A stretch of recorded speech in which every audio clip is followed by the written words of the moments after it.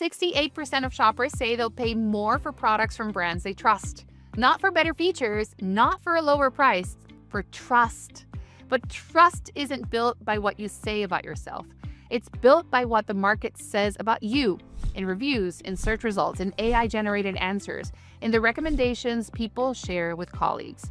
The difference now? Trust is measurable.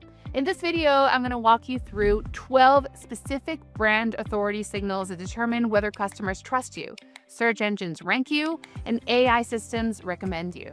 I will show you how to measure each one to see if your marketing initiatives are moving your reputation in the right direction and give you a prioritized action plan you can start this week. Why brand authority is the most important thing you can build. Before we get into the 12 signals, here are quick 3 reasons brand authority is the most valuable asset you can build right now. Reason number 1, more and more buying decisions start in AI-powered search. Over 1.5 billion people see AI-generated answers every month. These systems don't show 10 blue links. They recommend specific brands. And the brands that get recommended are the ones with the strongest trust signals. Reviews, expert validation, media coverage, peer recommendations. If you're not building those signals, you're basically invisible in the fastest growing discovery channel. Second, Google rewards brands that people search for by name. The more people type your brand into a search bar and click your result, the more visible you become for non-branded searches too. People searching for you by name makes you easier to find for people who've never heard of you. Third, content alone won't cut it anymore. Gianluca Fiorelli said it best. With the rise of generative AI, creating high-quality content is trivial. A spammer can generate 10,000 helpful articles in a day. However, what a spammer cannot do is generate navigational demand. A spammer can fake your content, they can't fake people searching for your brand by name. The 12 brand authority signals. This is the part worth screenshotting. I've organized these into 4 tiers based on tracking frequency and how directly they impact your brand authority across customer trust, search visibility, and AI recommendations. Note that these are not in order of direct importance. Some signals carry more weight than others depending on your specific situation. Tier 1, the core 3, track weekly. Signal 1, branded search volume. This is the single most important brand authority signal. It's the cleanest measure of real-world brand recall. Actual humans typing your brand name into a search bar by choice. Nobody's gaming that. It's pure demand. Tracking branded search trends over time tells you whether your marketing is actually building brand awareness or just generating clicks. Generating clicks isn't necessarily a bad thing, of course. All big brands started out as small brands that nobody knew about. But if your branded search clicks aren't growing alongside your unbranded search clicks, that's a bit of a concern. It means your unbranded search-optimized content is performing well, but nobody is remembering your name. Google Search Console shows your branded queries for free. Google Trends tracks the trajectory. And if you want actual volume numbers, SEMrush's keyword overview lets you pull branded search volume and trend lines in seconds. Signal number 2, brand co-occurrence queries. Most people have never heard of this one. A co-occurrence query is when someone searches your brand name alongside a non-branded keyword. Zendesk for small business, Canva social media templates, or even alongside a competitor, Slack versus Teams. As JVG Labs puts it, when users start attaching your brand name to their problem, your brand has become a mental shortcut for a solution. That means you've entered the consideration set before someone even visits your website. Find these in Google Search Console. Click the Performance tab, filter for queries containing your brand name, then add a regex filter to exclude brand-only queries. What's left are your co-occurrence queries. If that list is growing, your brand authority is growing too.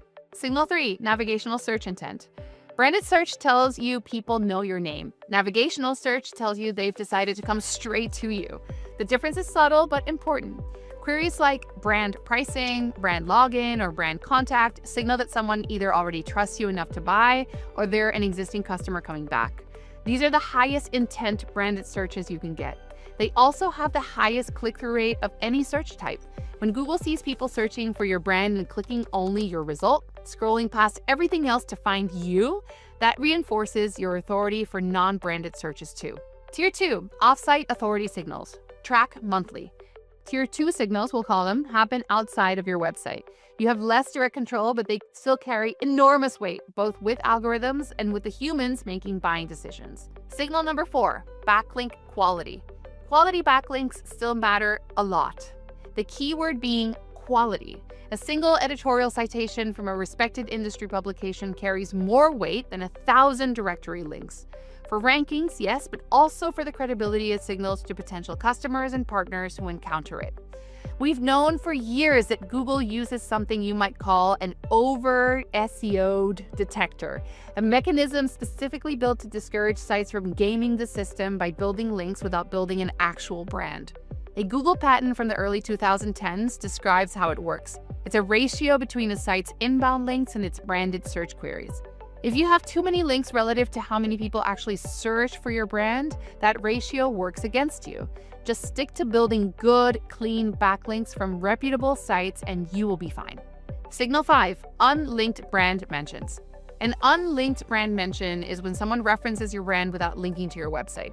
Google counts these, but they matter even more now for AI. LLMs don't just follow links, they learn from text. Every mention of your brand in context with your niche, across articles, forums, social posts, is training data that influences whether AI systems recommend you. Gary Iles from Google said this at Brighton SEO. If you publish high-quality content that is highly cited on the internet, and I'm not talking about just links, but also mentions on social networks, people talking about your branding, then you are doing great. You can track these with SEMrush's brand monitoring tool, which also gives you sentiment analysis and alerts, or set up free Google alerts for your brand name if you're just getting started. Signal number 6, third-party reviews and sentiment. You already know reviews influence buying decisions. What's changed is that they're now pulling double duty. When ChatGPT or Gemini decides whether to recommend your product, they're drawing on review data from Google, Trustpilot, G2, and dozens of other platforms. Reviews, both positive and negative, are not only influencing buyers, but also training the machines that recommend you and your brand. Signal number 7, earned media and editorial coverage. Press mentions in respected publications build credibility with your market. They also feed LLM training data. When a trusted source references your brand, that citation carries weight in the AI models trained on it. If your entire brand strategy is publish blog posts and build links, you're missing the channels where a lot of trust gets built. PR, podcasts, industry events, expert roundups, each one puts your brand in front of a different audience and into a different training dataset. Tier number 3, entity and EAT signals. Track quarterly. These signals are harder to measure but incredibly powerful. They determine whether Google, AI systems, and your market even recognize your brand as a direct, credible entity. Signal 8, knowledge graph and knowledge panel presence.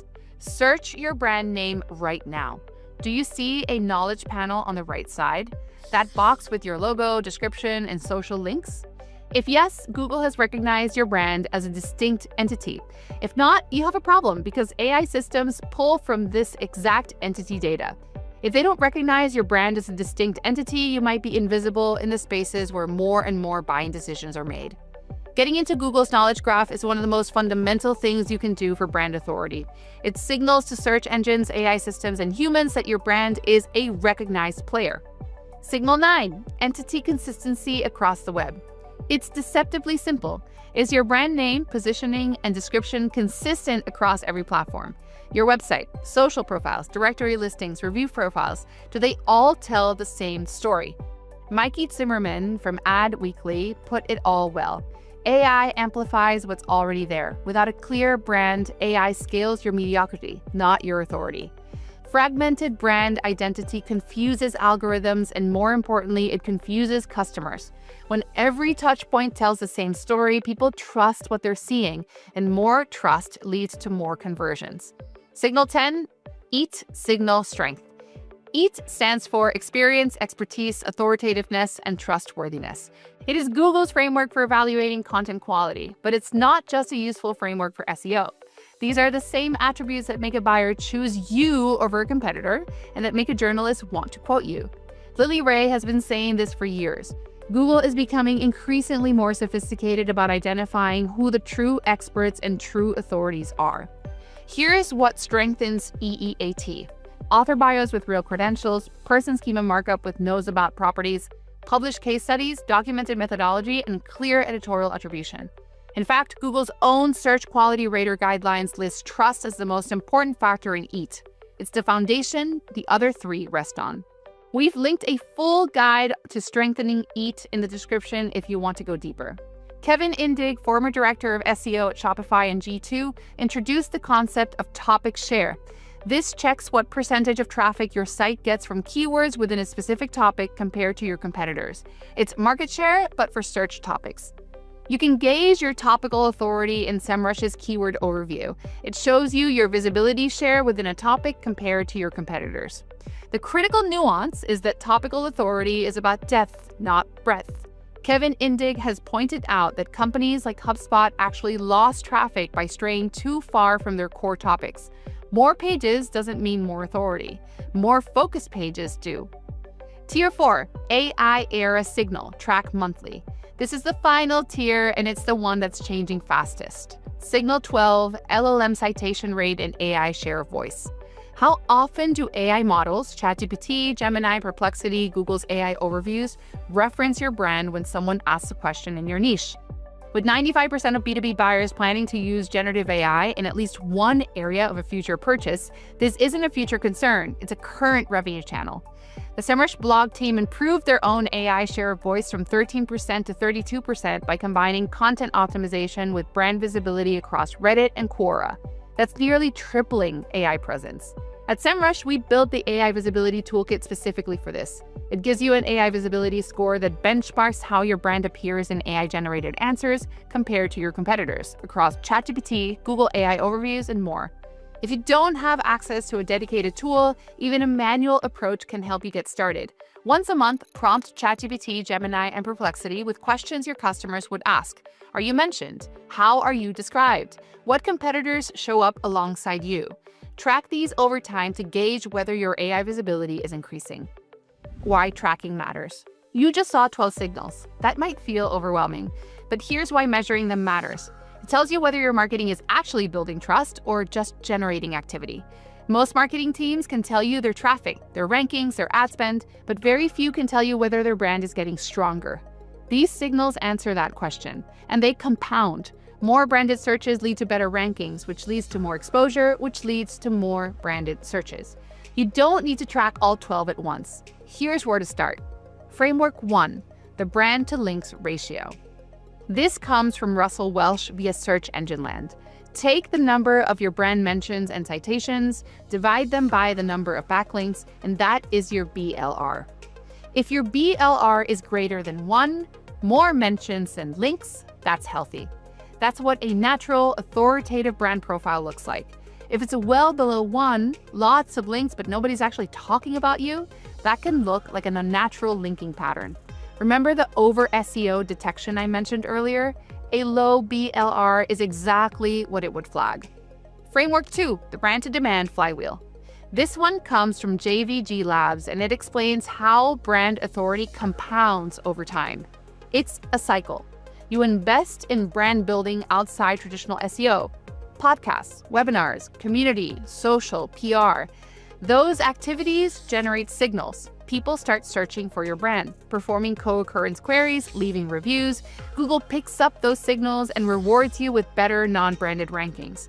Better rankings mean more exposure, which introduces your brand to new audiences, which feeds more signals back into the top. So brand building isn't separate from SEO or from your broader go-to-market. It is the fuel for all of it. In fact, winning brands aren't necessarily winning because they're doing better SEO. They're winning because their marketing actually generates brand authority signals. PR earns mentions. Customers leave reviews. The brand gets searched by name. The good news is that most of these signals are byproducts of doing good marketing. If you're creating useful content, earning real coverage, and showing up consistently in your niche, you're probably already building half of these. The goal is to start measuring what you're doing so you can double down on what's working. Putting it all together, you don't need to tackle all 12 signals at once. Pick 2 or 3 that you're not currently tracking and start there. Even just checking your branded search volume in Google Search Console and prompting ChatGPT with a question your customers would ask, that alone will get you thinking in ways that puts you ahead of most of your competitors. And if you want to track your AI visibility at scale, the SEMrush AI Visibility Toolkit gives you an AI visibility score that benchmarks how often your brand appears in AI-generated answers compared to your competitors. You can see the specific prompts where your competitors are getting mentioned and you're not, so you can know exactly where to focus. The link is in the description. If you want to learn even more about getting more traffic, leads, and sales to your business, you can click this video to keep watching. And make sure to subscribe to the channel so you don't miss the next one.